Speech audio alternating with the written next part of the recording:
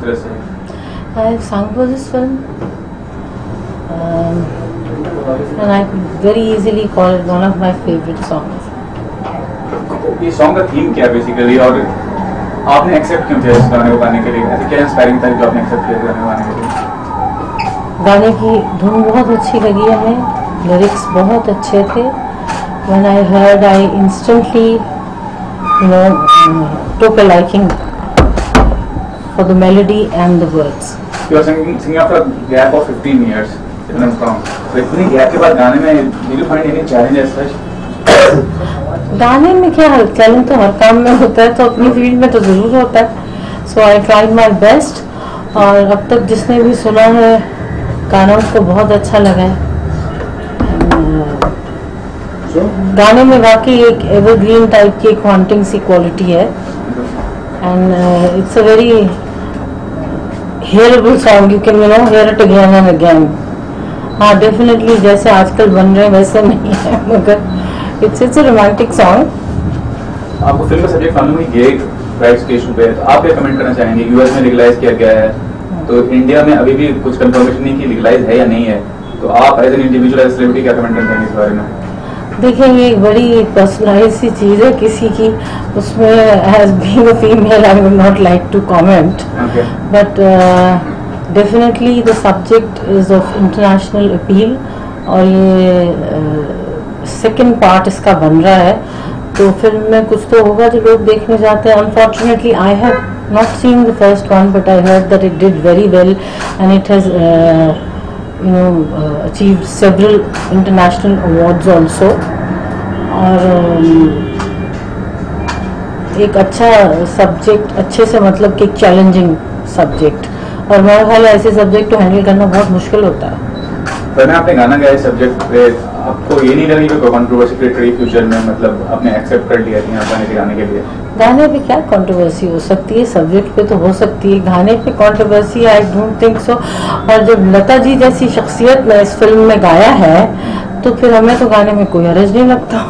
लता जी का गाना it's beautiful song also, और it's got good songs in it. But how far the people in Pakistan will accept this movie as such? I mean, how would I know? But okay, I mean, as an individual, you are part of the film industry, तो आपको पता होगा कि किस तरह की फिल्मों का. पाकिस्तान का हमको कुछ पता नहीं, neither I'm a Pakistani, I'm an Indian, so I would not like to comment कि पाकिस्तान में इसको कैसे एक्सेप्ट करेंगे. ये अब तक भी सब्जेक्ट एक ऐसा है जो कंट्रोवर्शियल है, और लोग इस पे बहुत कुछ कहते हैं, अपनी अपनी ओपिनियंस सारे जाहिर करते हैं इस पे, बट आई स्टिल से कि ये एक बड़ा पर्सनल सा मामला है जिस पे as a female I would not like to approve और डिसअप्रूव ऑफ इट रियली. आपने से पूछना है, आपसे पूछना चाहूँगा सर, क्या एक्सपीरियंस के साथ काम करने का, और जो सब्जेक्ट है क्या समझते, कितना व्यूअर्स को अट्रैक्ट करेगी? लेट मी टेल यू, मेरी दूसरी फिल्म है, पहले पार्ट 1 में मैं था एंड सेकंड पार्ट में भी मैं हूँ, and what I feel proud playing my character. Like most of the actor I have seen, like they even afraid to play game, and even once. Okay. And I'm doing second time. Okay. And what I feel, love is love. Love has no gender. So that's the only thing what I feel mine. तो जैसे आपने कहा कि अब 2 बार, ये दूसरी बार जब आप ये कैरेक्टर प्ले कर रहे हैं, तो आपको ऐसा नहीं लगता स्टॉप ऑन हो जाएंगे उसी कैरेक्टर को प्ले करने के फ्यूचर में भी? नहीं, ऐसी बात नहीं है. पहली बात तो मैं एक पहली फिल्म की भी स्टोरी मुझे बहुत अच्छी लगी थी, इसलिए पहली फिल्म की, और दूसरी फिल्म की स्टोरी उससे भी ज्यादा अच्छी लगी, इसलिए मैंने की. एंड तीसरी फिल्म मैं कर रहा हूँ जिसमें I am not playing gay, and but definitely मेरे को उसमें प्ले करने में कोई शर्म नहीं है अगर मैं तीसरी बार भी मुझे मौका मिलता है प्ले करने का, क्योंकि ये मेरा काम है एज एन एक्टर. एंड मैं डॉक्टर भी प्ले करूंगा, मैं टीचर भी प्ले करूंगा, और आई डोंट थिंक कि अगर मैं गे प्ले कर रहा हूं तो लोग ये सोचते हैं ये गे क्यों प्ले कर रहा है, बिकॉज मैं एक कहीं ना कहीं एक इमोशन जो बहुत से लोग हैं जो नहीं जानते हैं, उस इमोशन को दिखाने की कोशिश कर रहा हूँ. प्रीवियसली ऐसी फिल्म बन चुकी होगी हिस्ट्री में, ऐसा नहीं कि नहीं बनी होगी, तो इंस्पायर्ड हो किसी कैरेक्टर से आप? मैं बेस्ट अगर बोलूंगा, अगर मैंने एक फिल्म फायर जो शबाना जी एंड नंदिता दास. ओके. अब आप इंस्पायर्ड इस फिल्म से? मैं इंस्पायर्ड नहीं हूँ, लेकिन मेरे को वो फिल्म काफी अच्छी लगी थी. हालांकि कोई कनेक्शन नहीं है दोनों फिल्मों में. ओके. सर आपसे पूछना चाहूंगा आपके फिल्म के बारे में, सब्जेक्ट के बारे में बेसिकली. देखिए, सब्जेक्ट तो अपने आप में बड़ा डिफरेंट है। इससे पहले भी हमने बनाई थी डोंट नो व्हाई 1 और उसके बाद अभी ये डोंट नो व्हाई 2 है।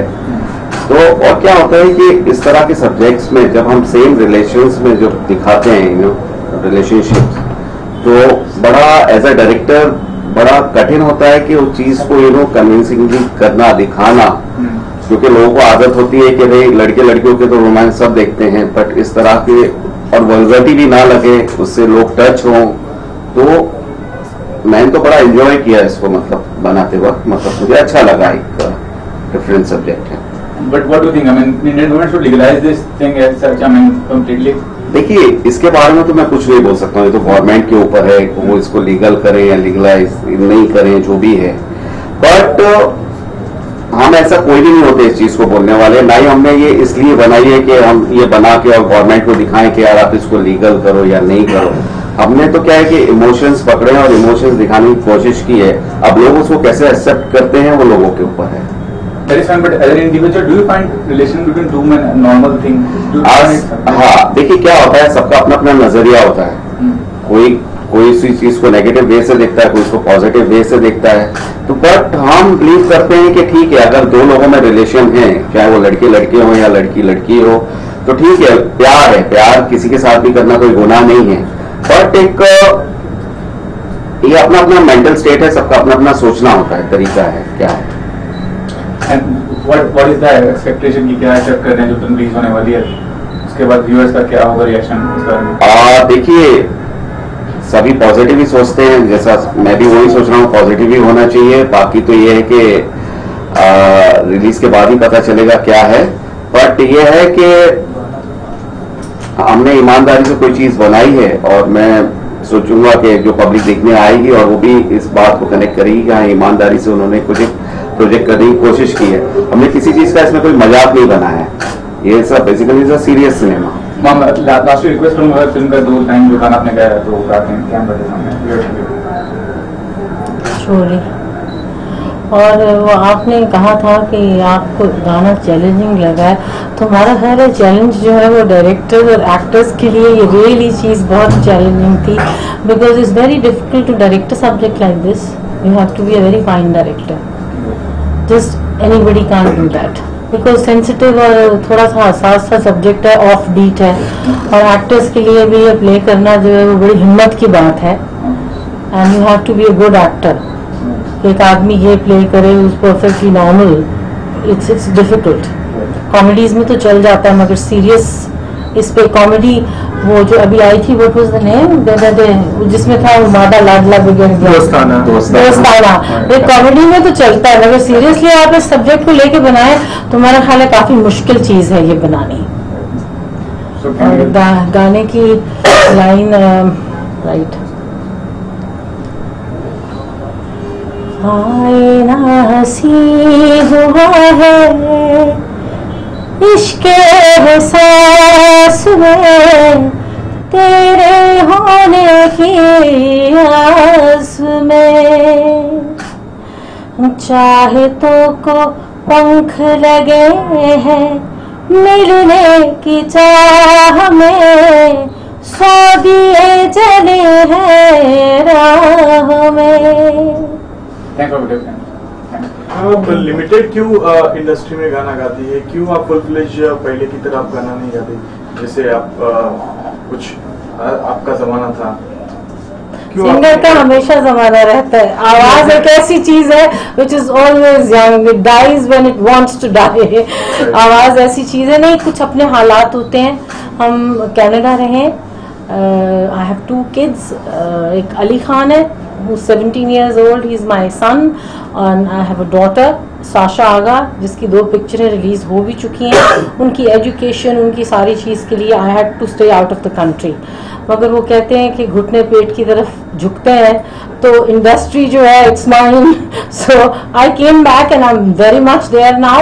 आई am also doing the film, it's by Disney, and I'm also releasing my album and I'm singing more songs certainly. Sir, आप जैसे बता रहे थे कि आपने फिल्म 3 वर्जन्स में, जैसे अमेरिकन वर्जन है, 2 वर्जन, तो उसके बारे में जानना चाहेंगे, कहाँ का रिलीज है उसकी? और ये ऑल ओवर वर्ल्ड है पिक्चर रिलीज, अभी जैसे इंडिया में यहाँ पर इंडियन वर्जन हो रहा है, वहाँ पर यूरोप में यूरोपियन वर्जन हो रहा है। तो पहले यहाँ इंडिया में रिलीज हो रहा है, उसके बाद फिर 2 हफ्ते या 3 हफ्ते बाद वहाँ पर रिलीज होगा। और बॉक्स ऑफिस की बात की जाए तो कितना एक्सपेक्टेशन करते हैं, और थिएटर्स मिलने के लिए भी काफी सारा अभी तो देखिए वर्किंग तो सारी कुछ हो ही चुकी है। 17 को पिक्चर रिलीज है और थिएटर्स वगैरह भी जो है जितने एज पर रिक्वायरमेंट है हो चुके हैं इसके।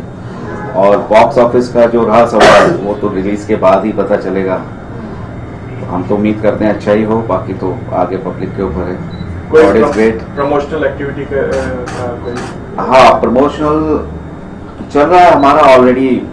जो है ये लोग कर रहे हैं, हमारे जो एक्टर्स हैं, बाकी युवराज है, कपिल है, सब चल ही रहा है सारी चीजें, और नई नई चीजें कर रहे हैं। अभी 14 तारीख को भी हम कुछ कर रहे हैं, एक बड़ा अच्छा एक जो म्यूजिक एक लॉन्च हम कर रहे हैं, वो एक बड़े डिफरेंट वे में कर रहे हैं। ये एक संगीत का प्रोग्राम है जो है, जिसमें सारी रस्में होंगी, मेहंदी रस्म, और एक बड़ा एक डिफरेंट वे में इसको हम कर रहे हैं। बाकी की सारी डिटेल आपको ये युवराज बताएगा कैसे क्या है सब। एक्चुअली फिल्म में जो 2 मेल कैरेक्टर्स हैं, और हम लोग एक हैप्पी नोट के साथ फिल्म को भी खत्म कर रहे हैं, तो एक्चुअली उनकी जो एशली आर्यन जो फिल्म के कैरेक्टर्स हैं, तो we are planning there wedding, and जो 17 को इनफैक्ट बारात है और 14 तारीख को उनका संगीत है।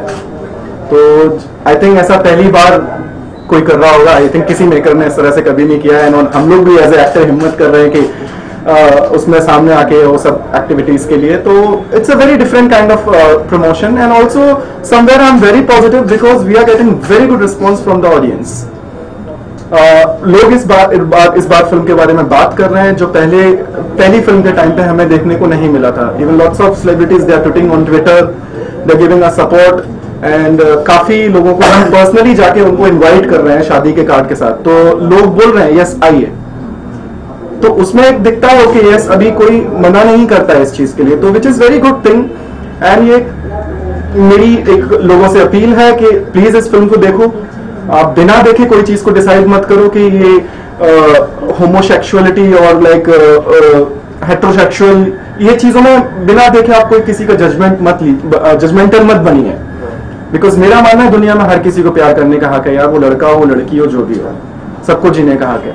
मैम ये जानना चाहेंगे कि अभी जैसी ये बोल्ड फिल्म है, इसमें आप as an film maker, as an singer, as an मतलब पार्ट ऑफ दिस इंडस्ट्री कितना आप रिस्की मानते हैं? क्योंकि पैसा डालना, बातें करना काफी आसान होता है, पैसा डालना, उसको प्रोड्यूस करना, उसके बाद में उसकी मार्केटिंग, फिर रिकवर होगा कि नहीं होगा उसकी कोई गारंटी भी नहीं बता सकते। देखिए वैसे बुनियादी तौर पे उसूल तो ये है कि जितनी कंट्रोवर्शियल चीज़ हो, लोग तो नहीं होता तो उसको बना देते हैं, तो ये तो है ही कंट्रोवर्शियल। ये तो सब्जेक्ट जड़ से कंट्रोवर्शियल है, और इसमें कोई ये नहीं है कि इस फिल्म को देखना कोई टाबू है, नहीं देखनी चाहिए, कुछ जस्टिफाई नहीं किया हुआ इसमें, कुछ भी हो सकता है। Everybody takes a lesson from it in their own way, positive और नेगेटिव। तो it's a very controversial subject, और आई डोंट थिंक इसमें रिस्क की कोई बात होनी चाहिए। एक दफा तो सभी देखते हैं कि कंट्रोवर्सी क्या है, फिर फिल्म अच्छी हो तो वो चलती है अपने ग्राउंड पे।